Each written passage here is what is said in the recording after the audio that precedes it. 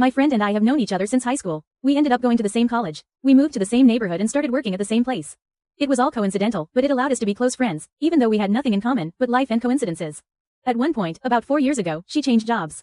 First, we had regular lunches, but then I also moved out of the neighborhood and into a house in the suburbs, so without daily interactions at work, without living close to each other, we just drifted apart. For a few years, we only talked on birthdays and major holidays, wishing each other well, updating each other on random life events, etc. This year, for my birthday, she wrote me and told me she's buying a house.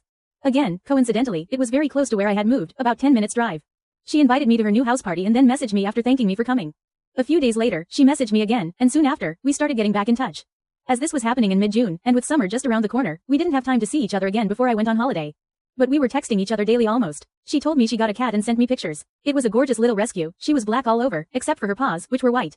It looked like she was wearing shoes, so my friend named her Boots. From the pictures and videos, Boots was loving, cuddly, and sweet. So, when I came back from holiday, I didn't think twice before I agreed to stop by my friend's house every evening and look after the cat, while she went on holiday for a week too. I even proposed to take her over at my place, but since I had a dog, and my friend didn't know how Boots would react, we agreed that I just drop by every night for a few hours, as my schedule allowed it. As her flight was departing before mine would have landed, we didn't manage to meet and she couldn't give me her house keys, so she gave me the code to her garage. I could very easily enter like that, and the job was simple enough. Check that the cat had sufficient dry food available, feed her a little satchel of wet food every evening, change her water, and clean her litter. I was also to spend an hour or so just cuddling or playing with her. Simple and adorable, right? Wrong. The first night went smoothly enough. I got there at around 8:30, around Boots' dinner time. She ate her wet food really well, and then we played for a while.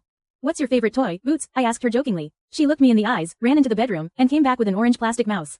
I was taken aback by the cat's ability to understand my question, but I assumed my friend was talking to her all the time, and the phrase, favorite toy, in relation to that specific mouse had come by a few times. The cat was associating. I replaced the water and the dry food, cleaned the litter box, and then lay down on her couch to read a little. Boots came over and started making biscuits on the blanket which I used as a cover. I took some pictures and sent them to my friend, who was pleased with my service. Boots, loving all the attention, ear scratches, and sweet talk, laid on my stomach and started purring, fast asleep. "Oof, Boots, what's this smell?" I said, trying to dissipate the odor with my hand. "What a farty butthole you have, miss. Very unbecoming for a lady," I argued. The cat meowed at me, as if to excuse herself or protest, and then got off the couch. "Ah, come on, Bootsy. I didn't mean it," I argued back. I put my book down and checked the time. It was well past 11 p.m., pretty late, I thought. I packed my things, messaged my friend that I was on my way, made sure the garage door closed properly, and off I went. The next night, things went just as smoothly, with a very similar routine, little food, little play, some chilling on the couch. Boots, again, came to lie down on my chest. And again, that god-awful smell. What is this? I reacted, trying to grab the cat and bring her closer to my nose, to see where exactly it was coming from.